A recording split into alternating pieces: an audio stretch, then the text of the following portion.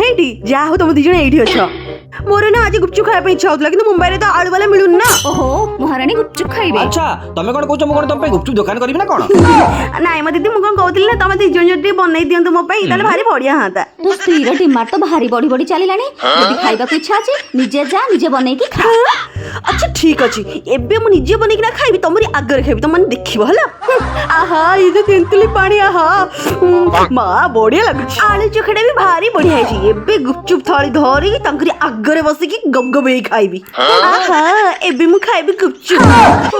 ଏତେ ଦିନରେ ଇଚ୍ଛା ଏବେ ମୋର ପୁରା ହବ। ଆହା ଓହୋ ଆରେ ହଁ ଖାଇବାକୁ ଟିକେ ମୁଁ ତଳେ ଥୋଇଦିଏ ନହେଲେ ମୋ ପେଟ କାଟିବ ଲୋ ମା। ଆହା ଭାରି ବଢିଆ ଲାଗୁଛି ପୁରା ସୁପର ଟିକେ ଖାଇବାରେ ଯୋଉ ମଜା। ଦିଦି ଏବେ ଏକଲା ଏକଲା ଖାଇବା ଆମକୁ ଦବ ନା? ଟିକେ ଖାଇବ? ନାଇଁ ତମେ ତ କହିଥିଲ ଏକା ବନେଇ ଖା ଆଉ ହଉ ସେଇଠି ବସ୍ତା ଅନେଇକି।